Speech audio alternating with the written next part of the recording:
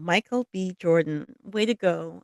And unexpectedly, I think some of us discovered that he's not just expressive. I mean, he cried in the arms of Leonardo DiCaprio. And I've got to say, way to go, Leonardo DiCaprio. I never thought I would be saying this, but Leonardo DiCaprio, he is a great guy. A lot of people like him. But seeing him hold Michael B. Jordan for like almost a minute while he cried and put his head down in his shoulder, and he just hugged, double hugged, squeezy hugged him. And what? Leonardo DiCaprio, if we ever loved you before, I'll tell you we love you 10 times more now. CooLife Podcast Oscar Talk 2026.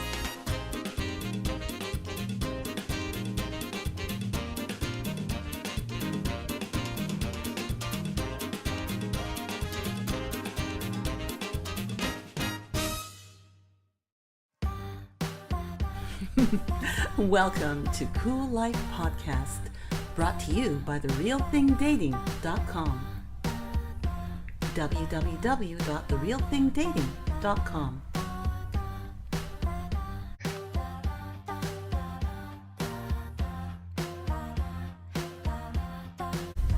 I'm Eva John. I'm a former candidate for local government.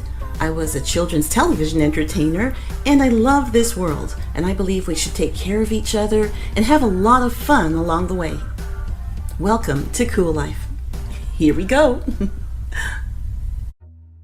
And welcome to the CooLife Podcast 2026 post-Oscar show. I'm Eva John, and today we're going to take a look at some of the key categories for the 2026 Oscars.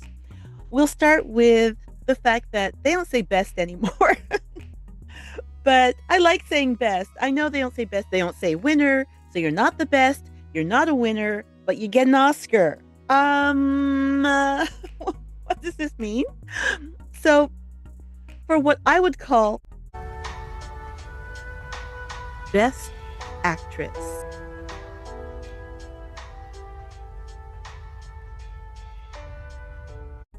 the nominees were Jessie Buckley for Hamnet, Rose Byrne for If I Had Legs, I'd Kick You, Kate Hudson for Song Sung Blue, Renata Reinsve for Sentimental Value, and Emma Stone for Begonia. And as we know, the winner was Jessie Buckley. I called it. I predicted that Jessie Buckley would win. And she won everything. She won a SAG award. She won the Critics' Choice Award. She won a Golden Globe Award for the same role. And it's not that it all falls in line. If you win a Golden Globe, you definitely get an Oscar. Sometimes it happens that way, but not always. But for Jessie Buckley, it was a sweep for the major awards this season, with the pinnacle being the Oscar, of course. And well done for Jessie Buckley. I think the whole world is blown away by her performance and how much care and empathy she brought to her character. Anne Hathaway, also called Agnes Hathaway, the wife of William Shakespeare. I have got to say this much, though. I said in the pre-Oscar show that the writing was king, and the writing is king. And let me tell you, woman, you need to get a writer for your speeches. I want to have 20,000 of your children. What? So that was a part of her acceptance speech. I'm not putting her down for it. I'm just saying, in this key moment, when there was so much wonderful acknowledgement of her abilities as a performer, to then boil it down to 20,000 of your children. She wants to have, I want to have 20,000 of your children. What? So I think that was maybe for me the most baffling part of an acceptance speech I've heard in a while. But you go, Jessie Buckley, you go. That's your Oscar. You can say what you want, do what you want. Next time, take a moment and write everything out. Moving on. Best Actor. The nominees were Timothy Chalamet, Marty Supreme, Leonardo DiCaprio, One Battle After Another, Ethan Hawke for Blue Moon, Michael B. Jordan for Sinners, and Wagner Moura, The Secret Agent. And the winner was Michael B. Jordan. Way to go. That man did an amazing job playing twins. And in theory, what happens when you play two roles like that? You get two paychecks. So not that I'm sure he's thinking about that now. It was such an emotional experience, and I think he brought us along with all of his emotions. And unexpectedly, I think some of us discovered that he's not just expressive. I mean, he cried at his acceptance speech, and he cried when he was getting his Oscar engraved. He cried again. And then he cried in the arms of Leonardo DiCaprio. And I've got to say, way to go, Leonardo DiCaprio. I never thought I would be saying this, but Leonardo DiCaprio, he is a great guy. A lot of people like him. But seeing him hold Michael B. Jordan for like almost a minute while he cried and put his head down in his shoulder, and he just double hugged, squeezy hugged him. And what? You're a tender-hearted sweetie, Leonardo DiCaprio.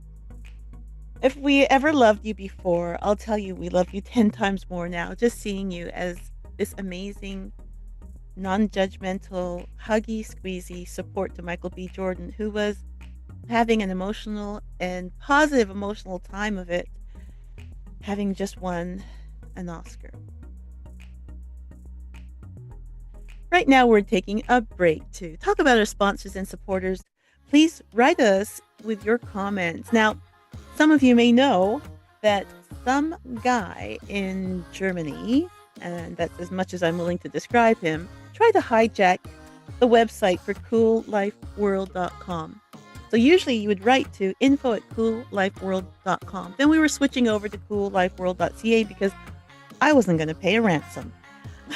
But it looks like all these months later, I'm going to be able to get CooLifeWorld.com back. Fingers crossed. And, this is not a paid plug. I'm going to say to the people at .easy.com, thank you so much for helping me through this very weird technical attack. And so for the time being, send your comments right on the post on YouTube and right on the post on Spotify. And you can try info@CooLifeWorld.com very soon, and I'll definitely let you know when that's active. Now we'll take a break to talk about our sponsors and supporters. We'll be back with more Oscar talk on Cool Life Podcast. Those lonely days of lockdowns and isolation are gone for good. Go to www.therealthingdating.com. That's www.therealthingdating.com. It's time to share. Share your time, share your life, share your love. www.therealthingdating.com. Join for free. Upgrade at any time, starting at just $5.99 a month. www.therealthingdating.com. Because it's time. Spiritual Warfare Prayers by John Evans. $13.99 US. Available on Amazon. Link in the description. Putting on the spiritual armaments to thrive in this world. These are fresh prayers for today's world. $13.99 US. Available on Amazon. See the link in the description. Spiritual Warfare Prayers.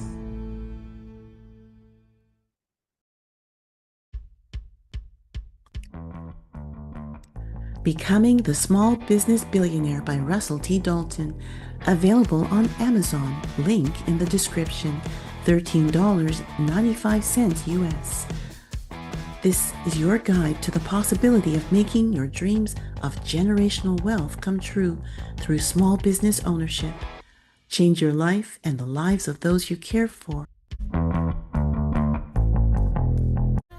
You're listening to the CooLife Podcast. We'll be back in 3, 2, 1.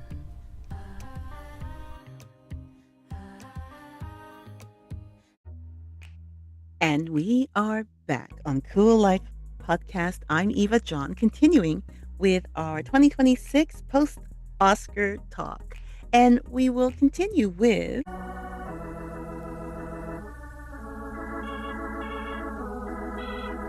Best Supporting Actress.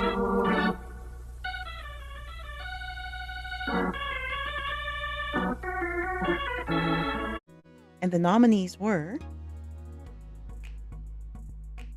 Elle Fanning, Sentimental Value. Inga Ibsdotter Lilias, also for Sentimental Value. Amy Madigan, Weapons. Wunmi Masaku, Sinners. Teyana Taylor, One Battle After Another. And the winner for Best Supporting Actress was Amy Madigan, and good for her. Now, everybody keeps throwing her age around. I'm not going to throw her age around. Is anybody mentioning the age of Paul Thomas Anderson? No. Is anybody mentioning the age of Michael B. Jordan? No.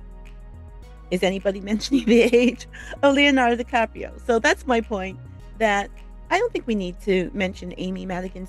She won an Oscar. It's her first Oscar. She was nominated back in the 80s, and she didn't win. So this is her first Oscar. She's having fun.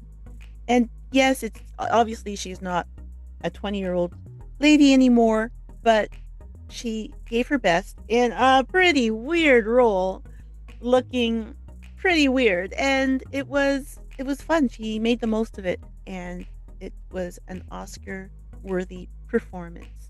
Good for her. Best Supporting Actor.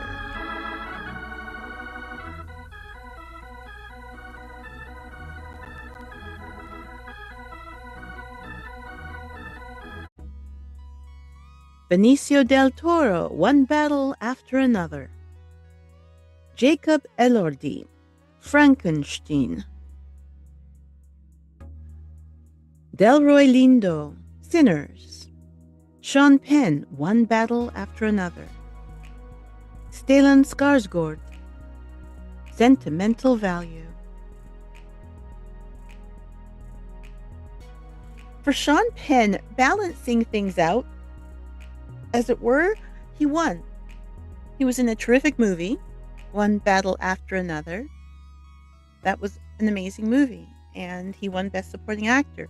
He was doing humanitarian work. Apparently, he knew when the Oscars were, and he didn't go. He didn't want to go, and that's his prerogative. That's his right. Way back, like 100 years ago, George C. Scott told the Academy up front, I don't want to be nominated. I don't want the award. They kept his name in the running. He won the Oscar, and he refused his Oscar. Sean Penn isn't refusing his Oscar. He accepted the Oscar. He just didn't turn up. So it's like you're like almost like demanding more attention for not being there by not being there, but you're still willing to get the Oscar because the Oscars aren't important enough to you, but keeping the Oscar is. Well, you know, do your thing, Sean Penn. Do your thing. You won an Oscar, and party like an Oscar winner. We're taking a break to talk about our sponsors and supporters. We'll be back with the most key Oscar wins of 2026 on CooLife Podcast. Those lonely days of lockdowns and isolation are gone for good. go to www.therealthingdating.com. That's www.therealthingdating.com. It's time to share. Share your time, share your life, share your love. www.therealthingdating.com. Join for free. Upgrade at any time, starting at just $5.99 a month. www.therealthingdating.com. Because it's time. Spiritual Warfare Prayers by John Evans. $13.99 US. Available on Amazon. Link in the description. Putting on the spiritual armaments to thrive in this world. These are fresh prayers for today's world. $13.99 US. Available on Amazon. See the link in the description. Spiritual Warfare Prayers.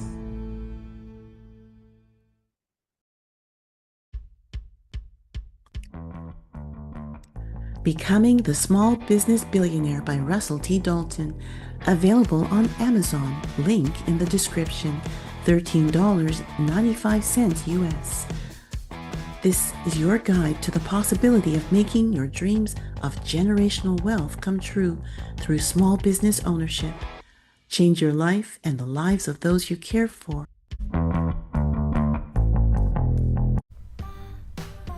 This is CooLife Podcast. Please remember to subscribe to CooLife on your streaming service and on YouTube as Hellenique Today. That's HELENIQUE Today. Because that helps us to bring more cool stuff to your ears. You're listening to the CooLife Podcast. We'll be right back.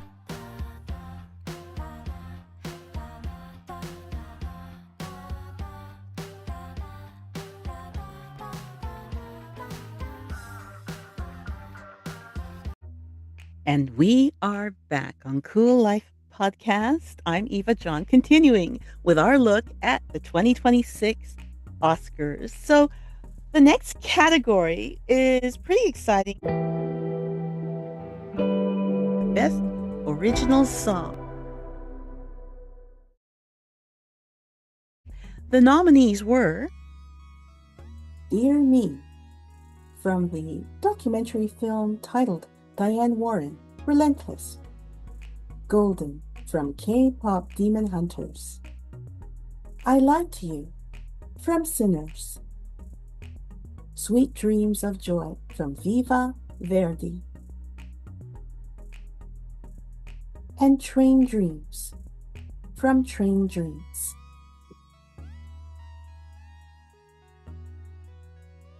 And the winner in the category of Best Original Song was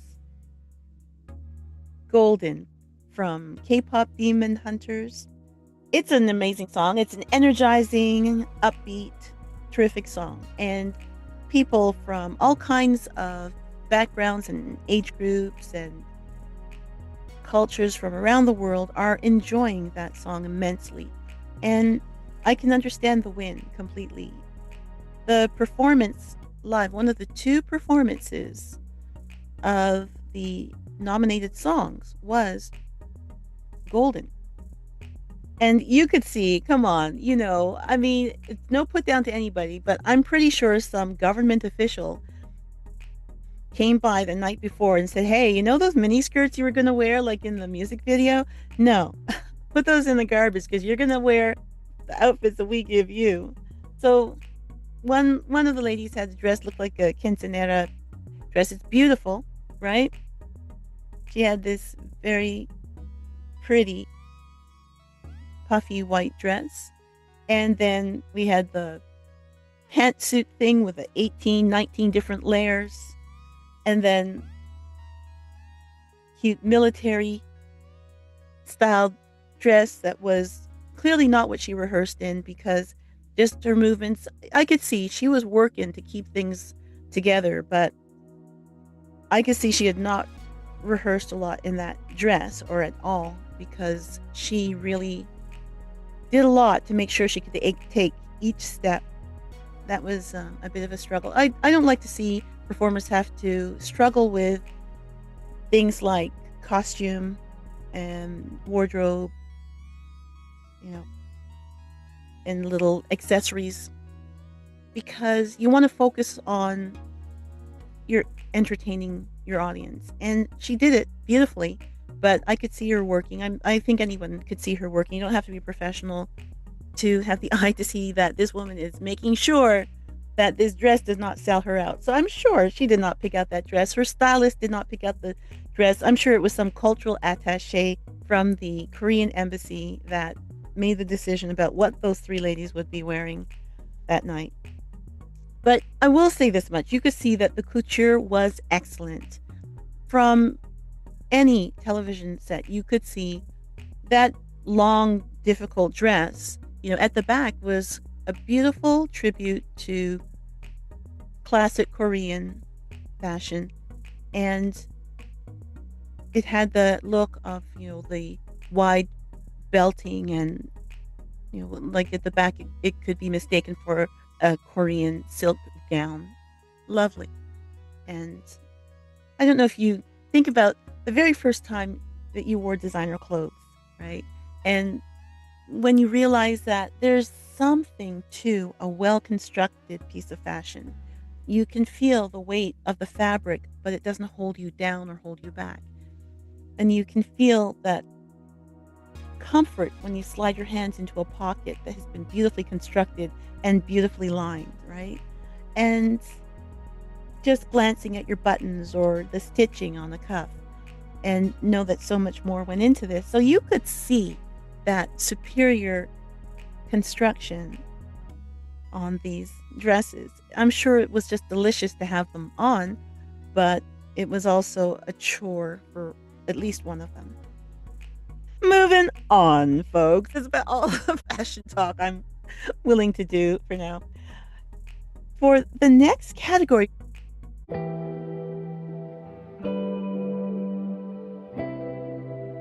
Best Director. The nominees were Chloe Zhao, Hamnet; Josh Safdie, Marty Supreme; Paul Thomas Anderson, One Battle After Another; Joaquin Trier, Sentimental Value; and Ryan Coogler for Sinners. And the winner for Best Director was Paul Thomas Anderson. And congratulations to him. At that point in the evening, this was his second Oscar win for the night. He'd already won for Best Adapted Screenplay. So then he wins for Best Director, which is a pinnacle for any director to win an Oscar. It's like, not necessarily that they get into the industry for that, but to get that kind of acknowledgement.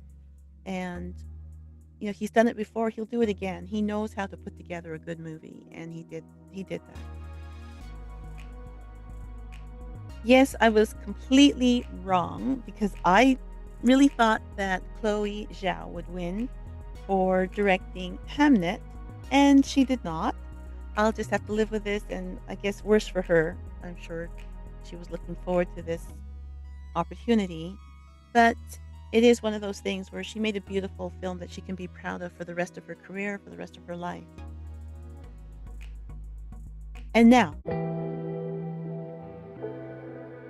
the Best Picture.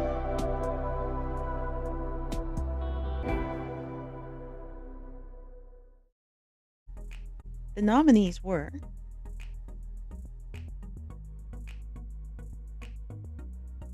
Begonia, F1, Frankenstein, Hamnet,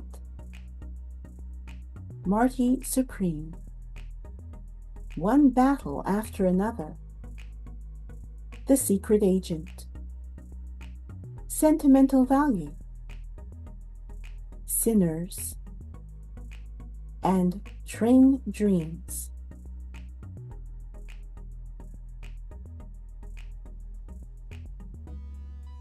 So there were 10 nominees. I think they really need to stop this 10 nominees thing. Sorry, guys. I think it should go back to 5 nominees because you get a lot of people's hopes up, and there are some that just really are not in the running, never were, never will be, but are just getting that acknowledgement. As far as they're going to go at the Oscars is that nomination. And I saw the race being down to 4 of the films out of the 10. And I think that's more realistic if you're just looking at 4 or 5 or 6 nominees for Best Picture. In this case, the winner for Best Picture was One Battle After Another. And it's amazing, crazy, crazy movie. And I think it's going to do a lot of good for everyone involved. Paul Thomas Anderson gets to go home holding that Oscar. Leonardo DiCaprio can be proud once again for being a part of an amazing project. And it's a terrific launch for the careers of some of the new young performers. So that's Chase Infinity, who played the daughter of Leonardo DiCaprio in One Battle After Another. And what a launch to a career. That's her first film ever. And I think we're going to be seeing a lot of terrific work from her in the future. Special mention to Timothée Chalamet. He didn't win his Oscar for Best Actor. Some people think that his comments, I'm not even going to go into it. I think some board members of the press kind of ran with this story and made something out of nothing. The voting was already over by the time people were talking about this, but his film didn't win a thing. It did not win a sneeze, a whisper, a speck of dust at the Oscars. And you've got to wonder what happened, right? Marty Supreme was being touted as a real contender, but there were producers throwing each other under the bus. There's writers throwing each other under the bus after the fact. I think that's a bad way to go down, and it's sad. I don't want to add fuel to that, but I think it's a huge disappointment for sure. It is. And it's a kind of moment that can really damage a growing career like the one that Timothée Chalamet has been enjoying up until now, right? So, okay, and who was it? Was I the only one who didn't really pay attention? I don't know, was I just grabbing more popcorn? I sat down, I saw Best Director being announced, but I did not realize that this was Robert Pattinson with Zendaya, right? From all the Twilight movies and Water for Elephants and of course his perfect film, which was titled Remember Me. Oh my God, what a movie. Anyway, there he was, looking fresh-faced, and I thought he was somebody else. I was like, wait a minute. Is that Robert Pattinson? Yes, it is. It was. Sorry, Robert, I didn't appreciate you while you were there before my eyes with Zendaya. But you go, Robert Pattinson. You looking good. You doing good. So the actual winner of Best Picture, that was important because One Battle After Another won, and that was their 6th Oscar for the night, and they actually went home with more Oscars than any other film that night. Even though Sinners broke a record with 16 nominations, they did not bring home 16 Oscars. So good for you, One Battle After Another. Good for you guys, and it was an entertaining night. It was fun. I have to say, for the quality of performances, the quality of the writing this year, I think I was expecting a little bit more. Should I blame it on my snacks? I don't know. I did burn the popcorn a little bit. But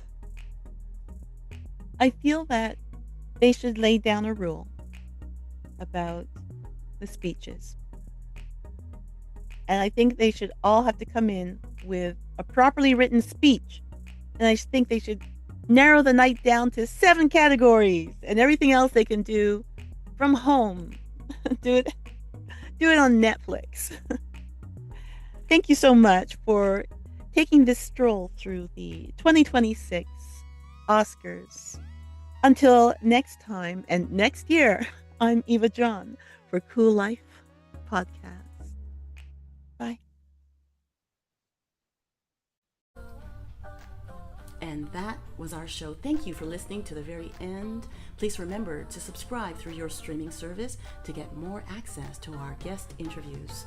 Also, please subscribe on YouTube to help support our podcast. Until next time, I'm Eva John for CooLife Podcast. Thank you for turning me on.